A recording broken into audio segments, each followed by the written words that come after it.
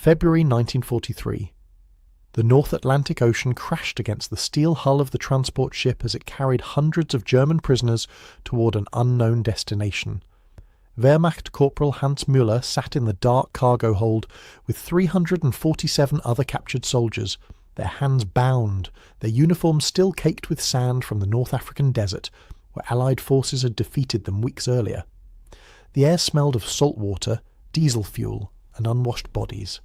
Hans was 24 years old and had never expected to become a prisoner. He expected to die fighting. Back home in Germany, the war consumed everything. By early 1943, the Nazi regime had mobilized the entire nation for total war. Every factory produced weapons or supplies for the military. Every farm sent its food to soldiers at the front. German civilians received ration cards that provided only 2,400 calories each day, barely enough to survive. Meat appeared once or twice weekly if families were lucky. Real coffee had vanished years ago, replaced by roasted grain that tasted like burnt dirt. Butter was a distant memory. Women stood in line for hours hoping to buy bread made with sawdust mixed into the flour to make it stretch further. The Nazi propaganda filled every radio broadcast and newspaper. Propaganda Minister Joseph Goebbels spoke constantly about the weakness of democracy, the cruelty of Britain, and the cowardice of America. German soldiers received clear messages during training. Capture meant torture. The British would starve you. The Americans would beat you. The Canadians, being British subjects, would be just as brutal. Better to die fighting than surrender, the officers said. Better to take your own life than fall into enemy hands where unspeakable horrors awaited. Hans had believed these warnings. Every German soldier believed them. They had no reason to doubt. The Reich controlled all information. No contradicting voices existed. No alternative perspectives filtered through. The government told them democracy made nations soft and weak, that free people could not match the strength and discipline of the Third Reich. They said the Allies fought without honour, without mercy, without basic human decency. So, when the transport ship finally docked and guards marched the prisoners off onto Canadian soil, Hans braced himself for violence. He expected beatings. He expected starvation rations. He expected to be worked to death in some frozen labour camp. Instead, military trucks with working heaters drove them 2 hours north to a place called Bowmanville, Ontario. The trucks had cushioned seats. The guards did not strike anyone. They did not even yell very much. Camp 30 sat surrounded by farmland and forests, far from any major city. High fences topped with barbed wire enclosed several long wooden barracks painted white.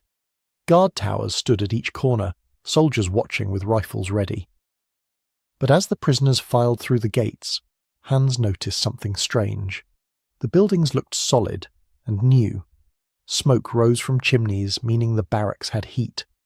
Through windows he glimpsed bunk beds with mattresses, not just wooden boards or concrete floors. The Canadian officer in charge, a captain with a thick moustache, addressed them through a German-speaking interpreter. His words shocked every prisoner standing in formation. "You will be treated according to the Geneva Convention," the interpreter translated. "You will receive adequate food, shelter, and medical care. You will not be harmed if you follow camp rules. You will be allowed to write letters home. You will receive Red Cross packages. Welcome to Canada." Welcome? Hans exchanged confused glances with Klaus, a Panzer tank crewman from Munich who had been captured alongside him. What kind of prison camp welcomed its prisoners? Guards assigned them to barracks. Each building held 60 men. Inside, Hans found rows of bunk beds with real mattresses stuffed with straw. Wool blankets lay folded on each bed, 2 per person. The barracks had a wood stove in the centre, already burning, keeping the space warm despite the February cold outside. Windows had actual glass, not just boards or bars. The wooden floors looked clean and swept. Then came dinner. Guards led groups of prisoners to a large mess hall building. Inside, long tables and benches filled the space. The kitchen staff, a mix of Canadian soldiers and German prisoners who had arrived earlier, served food on metal trays. Hans stared at his tray in disbelief. Beef stew with actual chunks of meat floating among potatoes and carrots. 2 thick slices of white bread. Real butter, not margarine. A cup of coffee that smelled genuine, not the fake grain substitute he had drunk for 3 years. Klaus sat beside him, holding his spoon but not eating, just staring. "This is a trick," he whispered. "They fatten us up before something terrible happens." But Hans was too hungry to care. He ate every bite. The stew tasted rich and filling. The bread was soft and fresh. The butter melted on his tongue like a forgotten dream. He could not remember the last time he'd eaten so well. Not since before the war started, certainly. Maybe not even then, since his family had never been wealthy. Around him, 300 other German prisoners ate in silence, their faces showing the same confusion and disbelief. Some men cried quietly as they chewed, overwhelmed by the unexpected kindness. Others ate mechanically, unable to process what was happening. A few refused to eat at all, convinced the food was poisoned or drugged. That night, lying on his bunk under 2 warm blankets, listening to the wood stove crackle, Hans could not sleep. His mind spun with questions. Why did the Canadians treat captured enemies so well? Where did all this food come from during wartime? How could they afford such generosity? Everything he had been taught about the weak, dying democracies contradicted what he experienced in his first 12 hours as a prisoner. On the 3rd morning, a moment arrived that would define Hans's entire captivity. A Canadian Guard captain walked into the recreation yard carrying an armload of ice skates and wooden hockey sticks. The equipment looked worn but functional, the leather skates cracked from use, the sticks taped at the handles. Behind him, 2 more guards dragged a wooden box filled with pucks and extra gear. The captain set everything down near the frozen pond at the edge of the campgrounds and looked at the gathered German prisoners. "Any of you Germans know how to skate?" he asked. The interpreter translated his words into German. The prisoners stared in stunned silence. Hans thought he must have misheard. Ice skating? Hockey? In a prison camp? During a war? Several prisoners raised their hands slowly, unsure if this was some kind of test or trap. Hans raised his too. He had grown up near a lake in Bavaria and had skated every winter as a boy. The captain smiled and nodded. "Good," the interpreter translated. "We play hockey here on Thursday afternoons. You're welcome to join us, guards and prisoners together. It helps pass the time." Klaus grabbed Hans's arm and whispered urgently, "This cannot be real. What prison camp plays games with prisoners? What guards befriend the enemy?" But it was real. That Thursday, Hans laced up a pair of borrowed skates and stepped onto the ice for the first time in 5 years. The frozen pond stretched about 30 meters across, surrounded by snow-covered trees. Other prisoners joined him, some wobbling on uncertain legs, others gliding smoothly. Canadian guards skated out too, dividing into teams. A young corporal with red hair passed the puck to Hans. "You're on my team," he said through gestures and broken German. "Let's beat these guys." For 2 hours they played. Wehrmacht soldiers and Royal Canadian Artillery Guards chasing a rubber puck across the ice, shouting and laughing when someone fell, cheering when someone scored. A German U-boat officer who had served in the Atlantic deked past a Canadian sergeant and slapped the puck into the makeshift goal. The sergeant laughed and clapped him on the shoulder. Hans scored once himself, a sloppy shot that somehow slipped past the goalie. His teammates, both German and Canadian, mobbed him in celebration. When the game ended, Hans sat on a bench removing his skates, breathing hard, his cheeks flushed from exercise and cold air. He felt more alive than he had in months, more human. The Canadian corporal sat beside him, unlacing his own skates. "Good game," the guard said in English, giving a thumbs up. Hans nodded, unable to speak, his throat tight with emotions he could not name. The hockey games became a regular event every Thursday, but they were just one of countless shocks that continued to pile up week after week. The camp held 645 German prisoners by March, and the food kept arriving in impossible quantities. Hans watched supply trucks roll through the gates every Monday and Friday, loaded with sacks of flour, crates of canned vegetables, boxes of fresh potatoes, and sides of beef hanging from hooks. The kitchen, which was run entirely by German prisoners under loose Canadian supervision, operated with an efficiency that Germany itself had not seen since before the war started. Hans volunteered to work in the kitchen during his second week, curious to see exactly how much food the camp received. The numbers stunned him. Each prisoner received approximately 3,200 calories per day. 3,200. German soldiers fighting at the front received about 3,000. Civilians back home received only 2,400, and that was on paper. In reality, rations often ran short and people made do with less.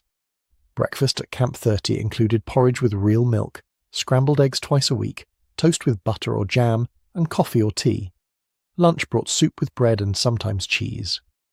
Dinner featured meat 4 times every week, beef or pork or chicken, accompanied by potatoes or rice, vegetables from cans or root cellars, and occasionally dessert. Actual dessert. Cake or pudding or canned fruit. Hans gained weight quickly. His sunken cheeks filled out. His ribs, which had shown clearly through his skin after months in North Africa, disappeared under healthy flesh. He was not alone. A Red Cross inspection in June documented that German prisoners at Camp 30 had gained an average of 14 pounds within their first 6 months of captivity. 14 pounds. While Germany starved. The abundance extended beyond food. The camp library held 2,300 books in German, everything from novels to technical manuals. Prisoners could check out books freely, 3 at a time. Educational courses began in April. A former university professor among the prisoners taught engineering classes, another taught English. A third organised agricultural training for prisoners who wanted to learn farming techniques. Canadian authorities provided textbooks and supplies. Prisoners who showed interest in trades received tools and materials. A carpentry workshop opened in one of the smaller buildings, equipped with saws, hammers, planes, and fresh lumber. A German cabinet maker who had been captured in Italy taught others his craft. They built furniture for the camp and for themselves. They carved small items to trade or keep as mementos. The guards did not confiscate their work, they encouraged it. The camp infirmary shocked Hans most of all. He went there in May with a bad cold that settled in his chest. A Canadian military doctor examined him thoroughly, listening to his lungs with a stethoscope, taking his temperature, checking his throat. The doctor prescribed sulphur drugs, new medicine that Hans had only heard about in rumours. The medicine worked. His infection cleared in 4 days.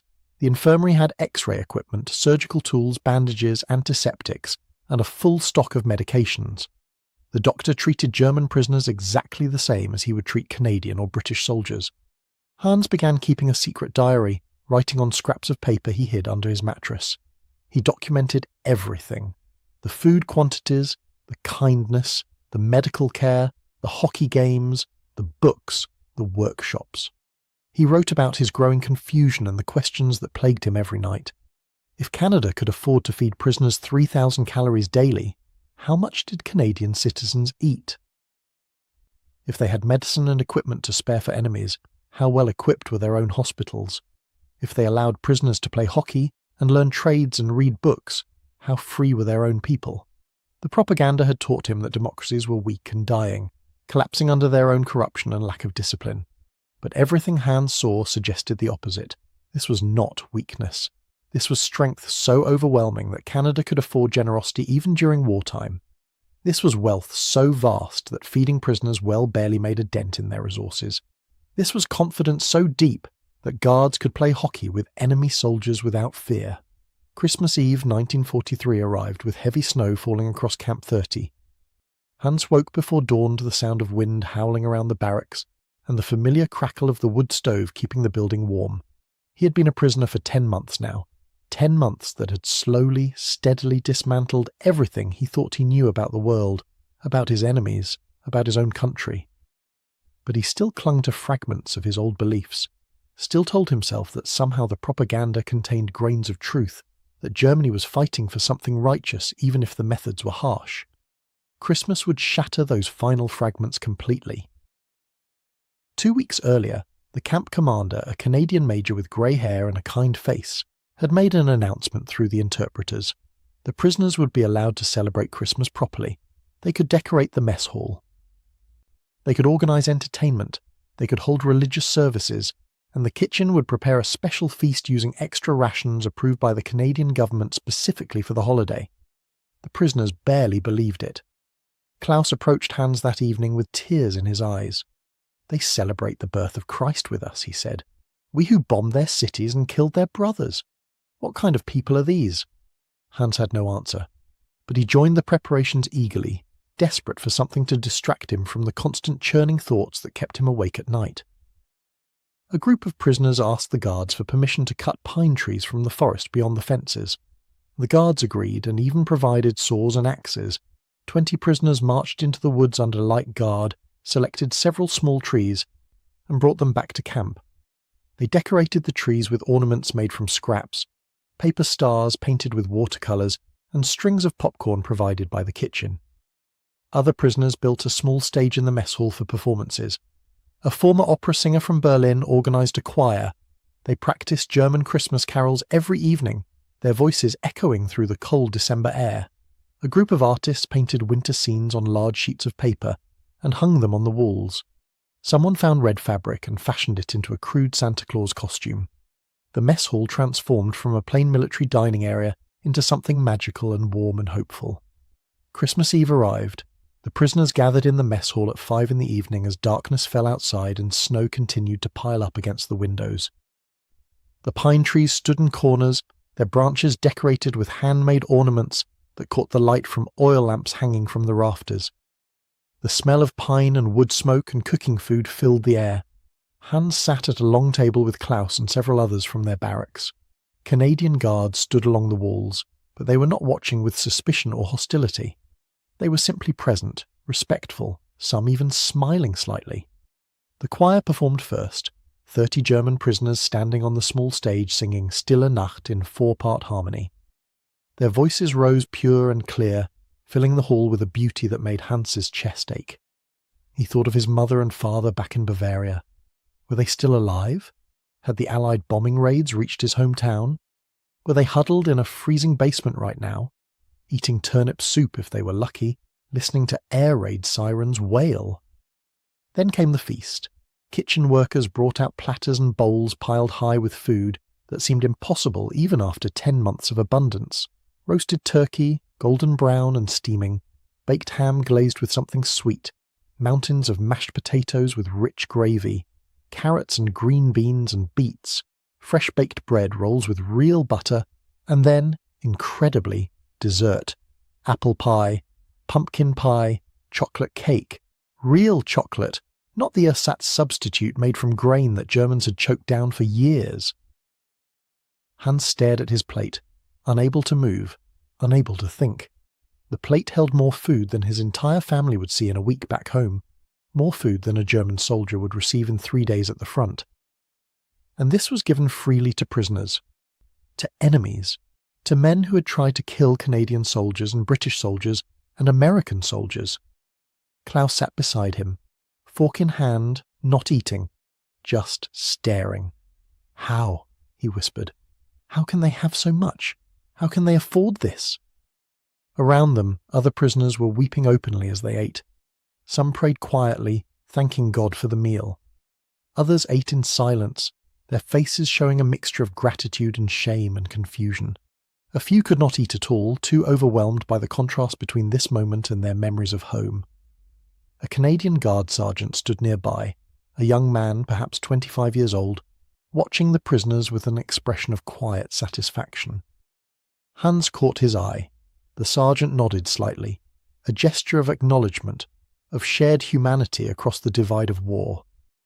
In that moment, something inside Hans broke apart completely. He understood with sudden, crushing clarity that the propaganda had been completely backwards. Germany was not fighting weak, dying democracies. Germany was fighting a civilization so strong, so wealthy, so confident in its own power that it could afford to treat its enemies with kindness. A nation that fed prisoners better than Germany fed its own soldiers was not losing the war. That nation had already won, even if the shooting continued for years. The outcome was inevitable because the foundations were so vastly different. Democracy had not made Canada weak, it had made Canada rich. Free people working for themselves, keeping the fruits of their own labour, choosing their own paths, had created abundance beyond anything Hans had imagined possible. Meanwhile, the Third Reich, with all its talk of strength and discipline and sacrifice, had created only scarcity and suffering and lies. After dinner, Hans walked outside into the falling snow. He needed air. He needed space to think. A guard followed at a distance but did not stop him. Hans stood in the yard looking up at the dark sky, snowflakes landing on his face and melting. He thought about the hockey games, the library books, the medical care, the carpentry workshop, the educational classes. He thought about gaining 14 pounds while his countrymen starved. He thought about guards who played sports with prisoners instead of beating them. That night he returned to his bunk and pulled out his hidden scraps of paper. By the dim light of a small candle, he wrote words that would have gotten him executed if German authorities ever read them.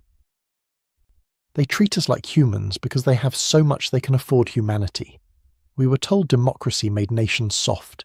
Instead, it made them wealthy and confident enough to play hockey with men who tried to kill their brothers. This is not weakness. This is power we never understood. This is strength we cannot match. He wrote about the Christmas feast and what it meant. My family eats turnips if they are lucky. German soldiers at the front receive black bread and thin soup. Meanwhile, Canada roasts turkeys for German prisoners and serves us chocolate cake. This is not generosity born of foolishness. This is generosity born of such overwhelming strength that they do not fear us at all. They pity us, and they are right to pity us because we never had a chance. We were always going to lose this war because you cannot defeat a nation that has so much it can give away abundance and still have plenty left. Klaus found him writing and sat on the edge of the bunk. You see it too now, he said quietly, what this all means. Hans nodded. We fought for the wrong side. Or perhaps there was no right side for us. But we definitely fought for the losing side, and not just because of tanks or planes. We lost because our whole system was built on lies and scarcity, while theirs was built on truth and abundance. They sat together in silence as snow fell outside and other prisoners slept around them, full of turkey and pie, warm under wool blankets in a prison camp that treated them better than their own nation ever had. May 1946. The war had been over for a year. Hans stood on the deck of a repatriation transport ship as it approached the German coast, watching the shoreline emerge through morning fog. 3 years had passed since his capture in North Africa. 3 years spent in Camp 30, playing hockey with Canadian guards, gaining weight on abundant food, reading books in a warm library, learning carpentry in a well-equipped workshop. 3 years that had completely transformed how he understood the world and his place in it. The other prisoners crowded around him at the rail, all of them silent as they stared at their homeland. Most had not received mail from their families in over a year. Communication had broken down as Germany collapsed in the final months of the war. They did not know what they would find. They did not know who had survived. The ship docked at Cuxhaven. Hans walked down the gangway carrying a small canvas bag that held everything he owned. His old Wehrmacht uniform, cleaned and mended. A few books from the camp library that the Canadians had let him keep. Some letters from his parents, the last ones that had gotten through in 1944. A small wooden box he had made in the carpentry workshop, and a worn hockey puck given to him by the red-haired Canadian corporal on his last day at Camp 30. The corporal had pressed the puck into Hans's hand and said through an interpreter, "Remember that enemies can become friends. Remember that kindness is not weakness. Remember what you learned here." Hans had thanked him with tears in his eyes, unable to speak, and tucked the puck carefully into his bag. It was the most valuable thing he owned. Nothing prepared him for what he saw when he stepped onto German soil. Cuxhaven lay in ruins. Buildings stood as hollow shells, their walls cracked and crumbling, their windows empty holes. Rubble filled the streets. Military personnel directed groups of German prisoners of war toward processing centres. Civilians moved through the wreckage like ghosts, their faces hollow and grey, their clothes hanging loose on starving bodies. Hans walked through the town in shock. This was worse than he had imagined, worse than the stories other prisoners had whispered about Allied bombing campaigns. Every block showed destruction. Every face showed suffering. Children sat in doorways with vacant eyes, their bellies swollen from hunger. Old women picked through rubble looking for anything useful, anything salvageable. The smell of smoke and rot hung in the air. At the processing centre, a tired Allied officer checked his papers and gave him travel documents for the train to Bavaria. "Food situation is bad," the officer said in broken German. "Current rations are about 1,200 calories per day. Black market if you have money or goods to trade. Good luck." 1,200 calories. Half of what German civilians received during the war, and less than half of what Hans had been eating in Camp 30. He had gained 30 pounds during his captivity. Now he was returning to a country where people were starving, where children begged for scraps, where the infrastructure had been bombed into rubble. The train journey took 3 days because so many rail lines had been destroyed. The train stopped frequently for track repairs or to wait for clearance through damaged sections. Hans shared a cramped car with 40 other returning prisoners and civilians. Nobody talked much. They just stared out the windows at the passing devastation. Cities reduced to ruins, bridges blown apart, factories destroyed, farmland scarred with bomb craters. When Hans finally reached his hometown in Bavaria, he almost did not recognize it. The train station where he had departed as a young soldier in 1941 was now just a pile of twisted metal and broken concrete. The main street where he had walked to school as a boy was lined with destroyed buildings. The church where his family had attended services every Sunday stood roofless, its walls blackened by fire. He walked through the ruins toward his family's neighborhood, his heart pounding, terrified of what he might find. Many houses on his street were gone completely, just empty lots filled with rubble. But his family's building still stood, damaged but standing. The upper floors had been destroyed by bombing, but the ground floor remained intact. Hans knocked on the door, barely breathing. After a long moment it opened. His mother stood there, thinner than he remembered, her hair completely white now, though she was only 52 years old. She stared at him for several seconds as if she could not believe her eyes. Then she cried out and pulled him into her arms, sobbing against his chest. His father appeared behind her, leaning heavily on a cane, his face gaunt and aged. They pulled Hans inside to what remained of their home. The family now lived entirely in 3 rooms on the ground floor. The furniture was mostly gone, burned for heat during the terrible winter of 1945. They had a small stove, a table, 2 chairs, and mattresses on the floor. The windows were covered with boards because there was no glass available to repair them. They sat together and talked for hours. His parents told him about the bombing raids, the shortages, the deaths of neighbours and friends. His younger sister had died of illness in 1944, weakened by malnutrition. His mother wept as she told him. His father had been injured when a building collapsed during an air raid. Many people in the town had starved during the final winter of the war when food supplies completely failed. Hans listened with growing horror and guilt. While his sister died of hunger, he had been eating turkey and chocolate cake. While his father was injured in bombing raids, he had been playing hockey on a frozen pond. While his mother had burned furniture to stay warm, he had slept under 2 wool blankets in a heated barracks. He tried to explain what he had experienced in Canada, but the words felt wrong in his mouth. How could he tell them about the abundance, the kindness, the ease of his captivity when they had suffered so much? His mother noticed he looked healthy and well-fed. She touched his face with trembling fingers. "They treated you well," she said. It was not a question. "Yes," Hans whispered. "Better than I deserved. Better than we treated our own people."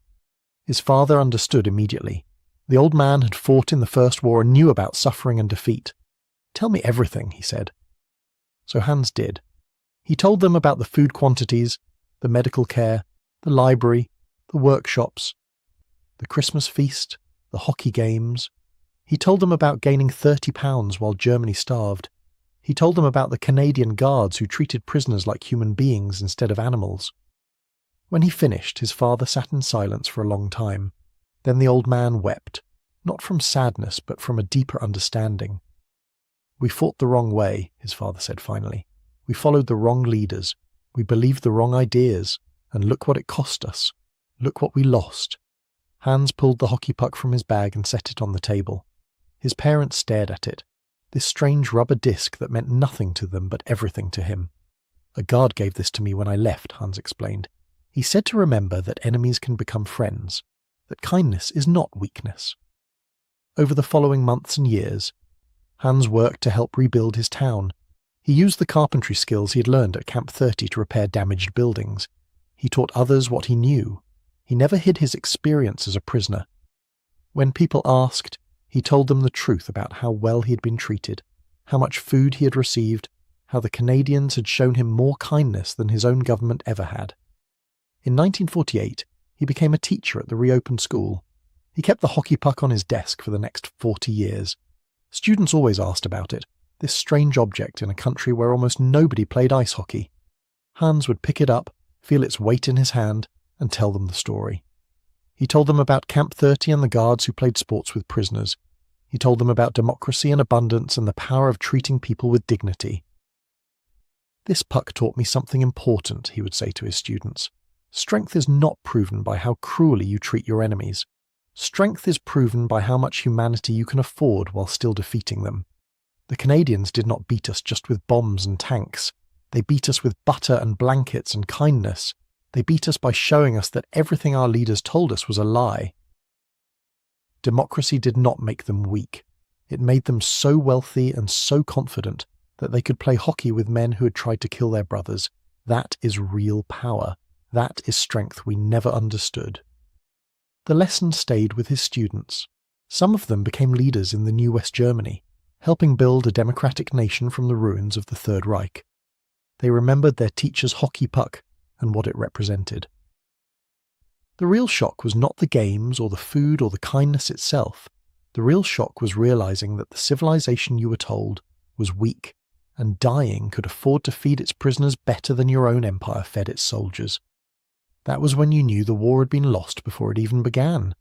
You were just waiting for everyone else to realize it too,